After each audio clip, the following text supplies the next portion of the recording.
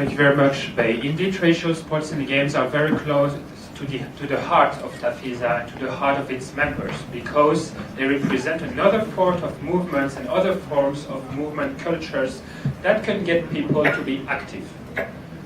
What I will introduce to you today is actually something that we have never revealed so far, so this is a first. This is in a way an informal launch of the European platform for traditional sports and games. And I will explain that this has the potential to become international, and we are working on it. The formal launch of this European platform for traditional sports and games will be on the 6th of December 2017 at the European Parliament. We will be hosted by a member of the European Parliament, MEP Sean Kelly from Ireland, and it will be in Brussels. And the European platform is the result of a one-year project which has been co-funded by the Erasmus Plus program of the European Union, and it is dedicated indeed to the safeguarding and promotion of traditional sports and games in Europe. We have not done this alone. We have, to do this, gathered partners from all over Europe, partners which are coming from various fields of expertise in traditional sports and games, in sport for physical activity, in disability. We have gathered local government areas, one city. We have gathered a government. Portugal is with us today. The Portuguese Institute of Youth and Sport is a partner. We have also the Gerlu Sports Academy, which has a play park and is very much specialized in traditional sports and games. So a wide range of partners to create this platform. The background of this, the background of the reason why we are creating such a platform in Europe is that we have realized over the past year that there is a very concerning trend towards the disappearance of traditional sports and games worldwide and in Europe.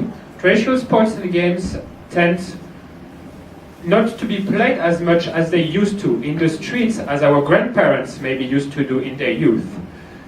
And this is threatening the cultural diversity of the world. Yeah? UNESCO recognizes traditional sports and games as intangible world cultural heritage.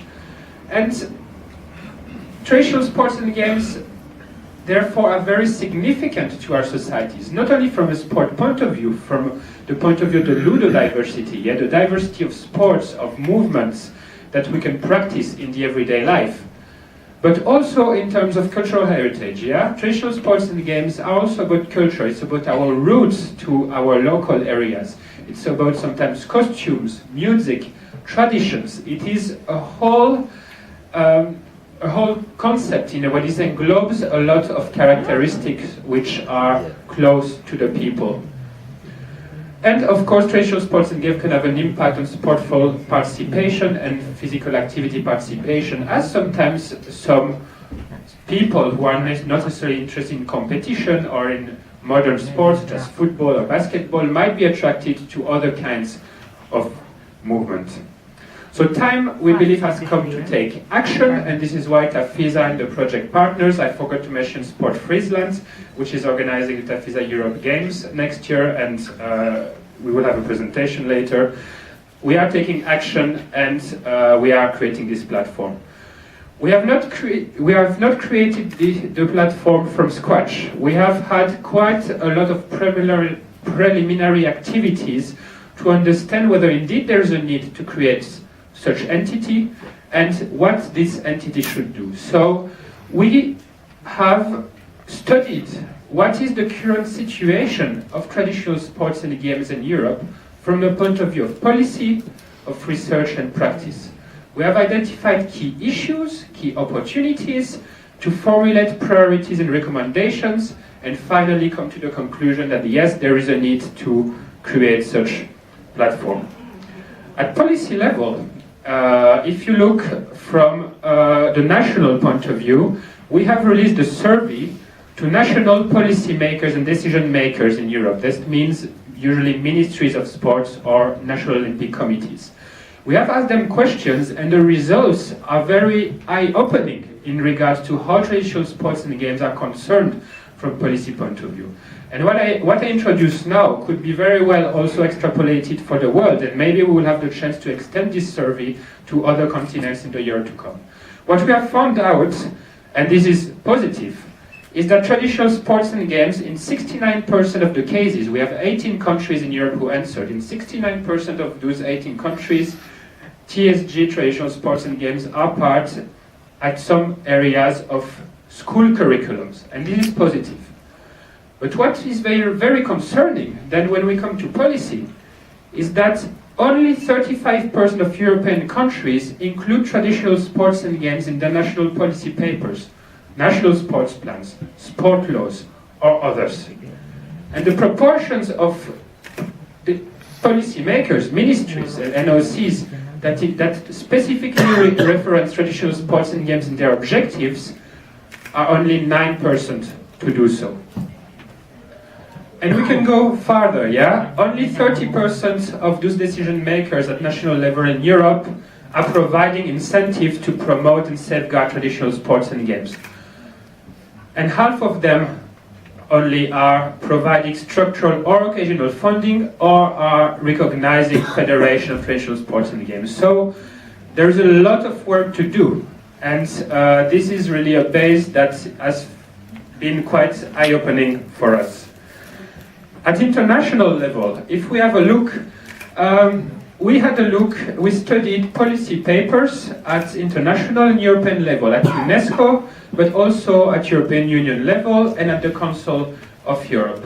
At UNESCO, and this is something which is very positive, there seems to be an ongoing positive commitment in promoting traditional sports and games. That is to say that traditional sports and games, since now probably 2 or 3 decades, have been included in every single policy paper UNESCO has adopted, be it the International Charter on Sport, Physical Education, Physical Activity, be it the reports of the MINEPS conferences, be it the Convention for the Safeguarding of the Intangible Cultural Heritage, etc., etc. At European level, there is a good trend at the moment. That is to say that in 2012, the European Parliament adopted a resolution on the European dimension in sport, and they are calling the European Commission to support traditional sports and games. And this has had quite some effective results, as since for now, I think 5 years, traditional sports and games, through preparatory action and non-Erasmus Plus programs, have aligned for funding. That is to say that organizations in Europe can apply for funding to promote and safeguard traditional sports and games. Very positive. It is also part of conferences at European level. So at the practical level, this is very positive.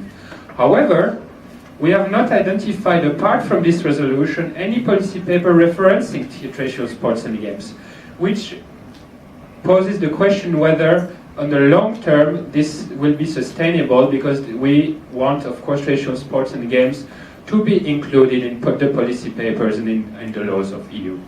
And the Council of Europe, there is simply really nothing we have found since 1989. From a research point of view, we made a literature review and we identified 5 main fields where traditional sports and games are studied in Europe. We made a bibliography, and the conclusions that we have found, the trends, is that traditional sports and games in the sport and research literature and in sport studies, compared to other themes like physical education, for example, or any other topics around sport, they are not a popular or an attractive enough topic researched by European scholars. Most traditional sports and games publications are written from a historical and socio-cultural context, placing learning from the history and the roots of traditional sports and games in a specific territory.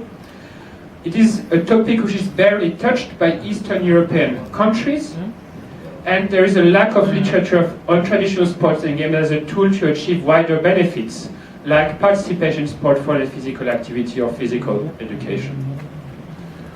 What we did also, from a practice point of view, is to landscape the organizations all over Europe which are promoting and safeguarding traditional sports and games in one way or another. And we have come up with a categorization of those organizations and a directory that we have set. We have identified more than 500 or 600 organizations which are working with traditional sports and games and categorize them, and this will be launched in December online on a website.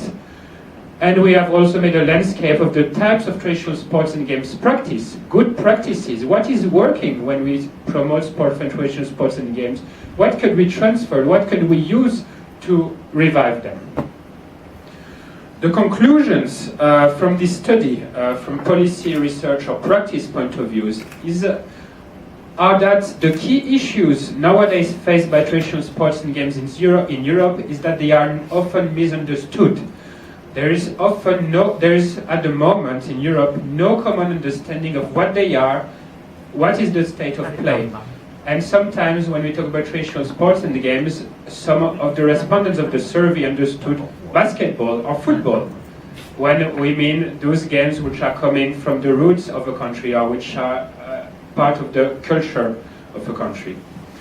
Traditional sports and games are also a category which encompasses a wide range of games and sports. It is not one sport per se, and they are therefore very difficult to grasp for the people, the governments, or the decision makers, the policy makers who are dealing with them.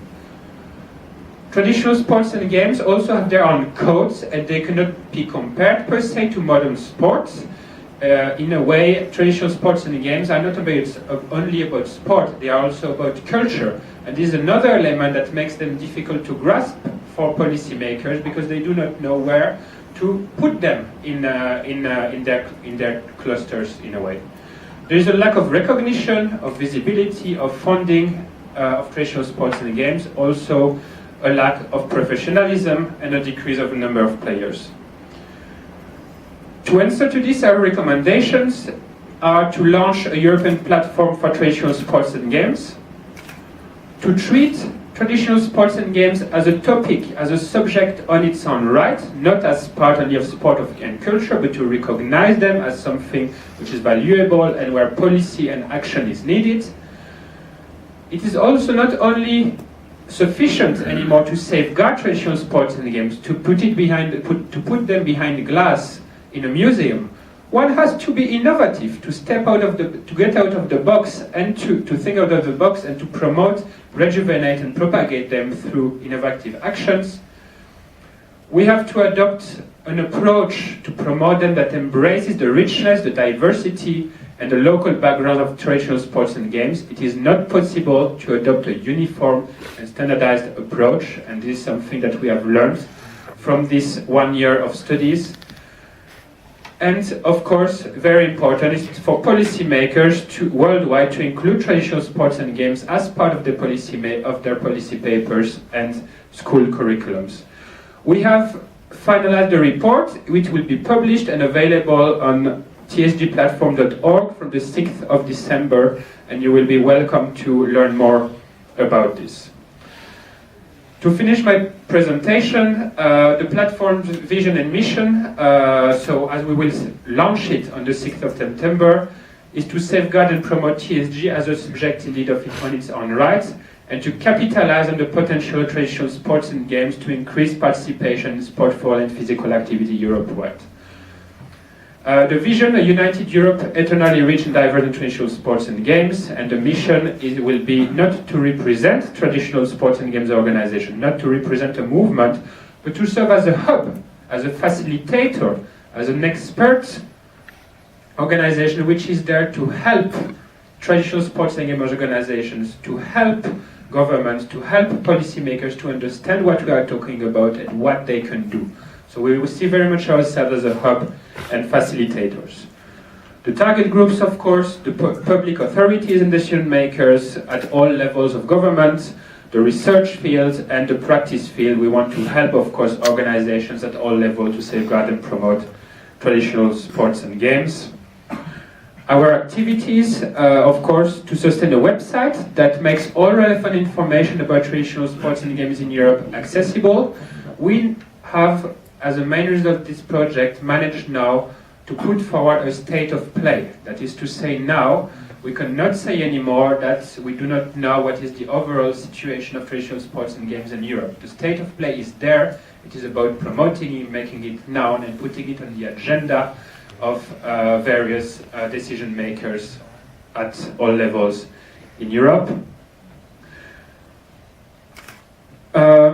Other activities, of course, always formulate recommendations on how to implement traditional sports and games, support traditional sports and games organization and facilitate knowledge and experience sharing, trigger European projects in traditional sports and games. We also want to create a 10-year strategy, a blueprint for action for the long term, and seek collaborations with European bodies, create toolkits for the development of traditional sports and games, and increase the visibilities notoriety of traditional sports and games. So this is what we have done in Europe. Now, what does it mean for our TAFISA members? What can it mean from an international point of view? Of course, this is a start, but we aim, hopefully, to extend this analysis and to extend its platform at a world level. And what is very interesting is that this task to create an international platform for traditional sports and games is currently undertaken by UNESCO. UNESCO, in partnership with TAFISA and many other organizations who have a mandate worldwide, have now formed a working group under the leadership of UNESCO to create this international platform, and we hope indeed that this will help and that we can extend the work we have been doing Europe-wide at a world level. And you are welcome to join us on the 6th of December at the European Parliament if you want to learn more. This will be quite a special event, I think, for everyone participating. Thank you very much.